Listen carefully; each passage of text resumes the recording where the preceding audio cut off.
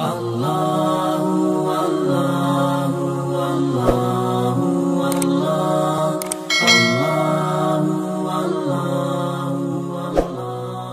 Alhamdulillah nahmaduhu wa nasta'inuhu wa nastaghfiruh wa na'udzu billahi min shururi anfusina wa min sayyiati a'malina.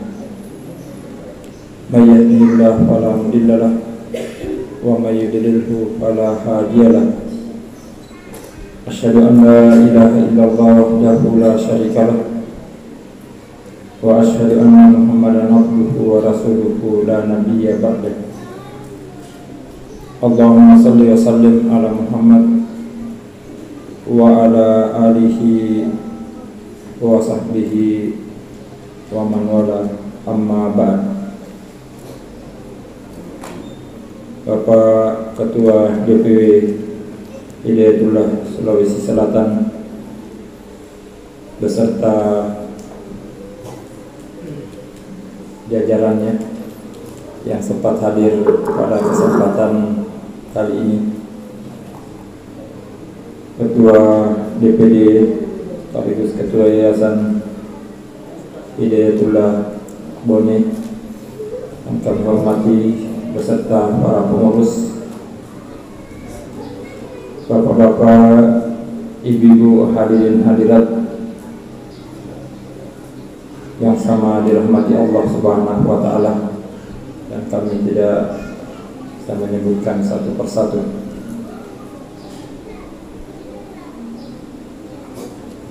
Biasanya kalau saya diminta mengisi materi, sudah ada tema khusus yang disampaikan jauh sebelumnya,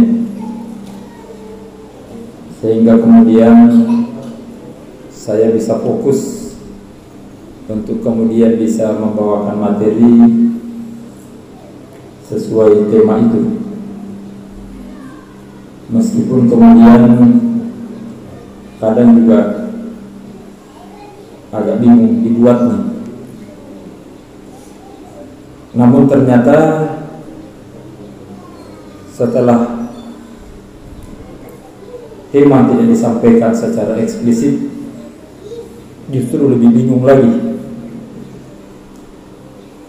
apa yang pas sebaiknya kemudian saya kemukakan, termasuk pada kesempatan pagi menjelang siang ini. Tambah bingung sebab semalam dapat berita duka dari Balikpapan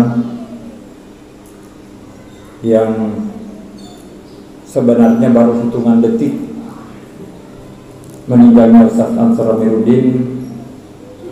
Beritanya sudah masuk di handphone saya dari berbagai jalur.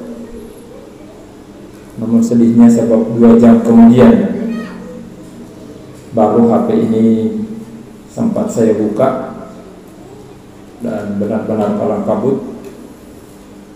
Akhirnya tidak bisa tertidur sampai jam 1 malam. Saya merespon berbagai diskusi yang ada di grup, dan termasuk saya diminta mewakili Jakarta untuk hadir ke Balikpapan seharusnya hari ini. Namun kemudian batal juga, termasuk karena saya harus ada di tempat ini di waktu yang sama. Seperti yang saya tuang tadi pagi di Facebook, yang kemudian viral, tulisan saya mengenai Ustaz Ansor yang punya kesan sangat banyak bagi saya pribadi, yang saya urai secara singkat di Facebook. Namun saya juga baru sadar kemudian setelah salah satu mengomentari satu poin yang saya garis bawahi pada diri Ustaz Ansor, ketika beliau termasuk salah satu pelopor mahasiswa kala itu yang merobek habis seluruh kertas ijazah yang dia punyai. Jadi Ustaz Ansar untuk di Sulawesi Selatan pelopor merobek habis semua ijazah yang dia punya. Alasannya sederhana, tidak kepingin karena ijazah itu imannya jadi rusak. Khawatir dia punya ketergantungan terhadap ijazah sehingga menjadi berhala baru. Bukan sekadar kemudian menghambat dia, mencegah untuk jadi pegawai negeri atau karyawan di mana ijazah itu dibutuhkan. Bahkan sampai ke tingkat beliau berkesimpulan ketika itu, orang yang terima gaji tetap setiap bulan, itu pun gaji itu bisa menjadi berhala kemudian. Ada kesan seolah-olah Allah mau bantu atau tidak, itu tidak jadi persoalan. Toh setiap akhir bulan saya akan terima gaji dan aman-aman saja. Ya saking ekstrimnya Ustaz Ansar ketika itu, sampai tidak mau salat di masjid umum. Ya salatnya cuma di pondok Darul Istiqomah Sinjai ketika itu. Saya juga ada di sana. Karena katanya kalau di masjid banyak orang musyrik ikut salat. Dan musyrik menurut Al-Quran itu najis, sehingga bisa tidak sah salat kita. Luar biasa ekstrimnya Ustaz Ansar ketika itu. Saya tanya, yang mana dimaksud musyrik Ustaz? Ya boleh katakan, ya orang yang punya ketergantungan terhadap ijazahnya itu, yang selalu mengharap gaji setiap bulan, dan seolah-olah Allah tidak lagi dibutuhkan karenanya. Masya Allah, luar biasa istrinya Ustaz Ansar.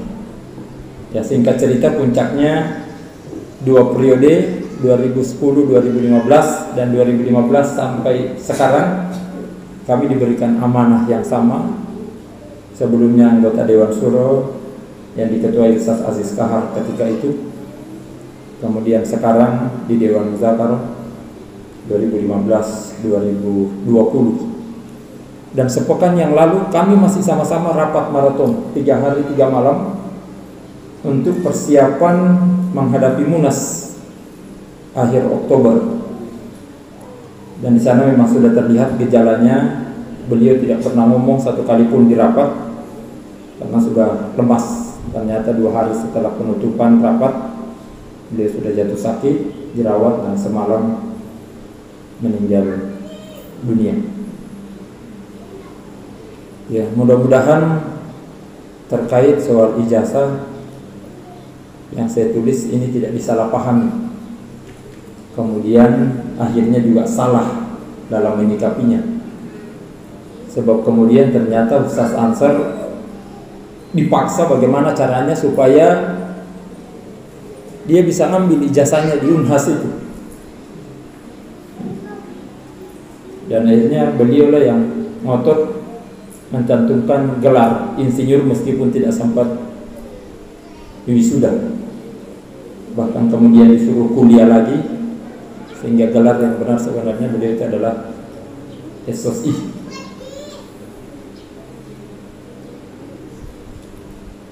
Baik, ikhwani rahimakumullah. Terkait soal ijazah yang melengkapi gelar akademik seseorang yang mengikuti jenjang pendidikan formal, saya ingin menggarisbawahi gelar yang diberikan oleh Allah Subhanahu wa taala, dan ini berlaku bagi setiap orang. Dalam arti kata, semua orang punya kesempatan yang sama untuk meraih gelar itu, di mana tidak terpengaruh kepada umur, kecerdasan, apalagi kemampuan finansial. Tapi menariknya, gelar yang diberikan oleh Allah Subhanahu wa taala.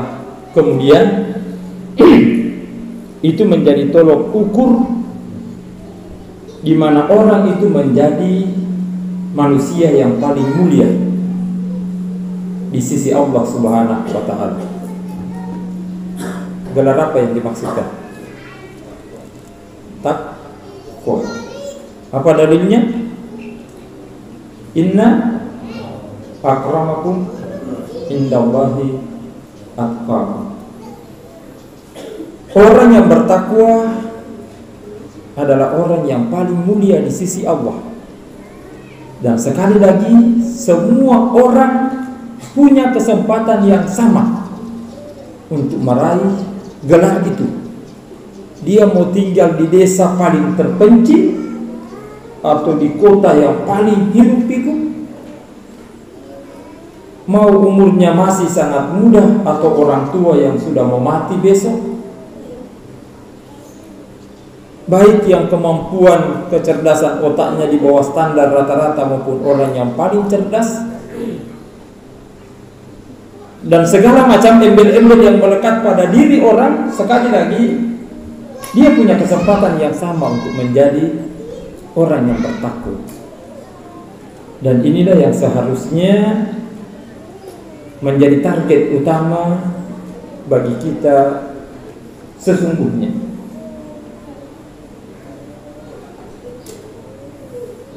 Soal gelar akademik adalah merupakan embel-embel variasi duniawi yang sama sekali tidak ada kaitannya dengan takwa itu.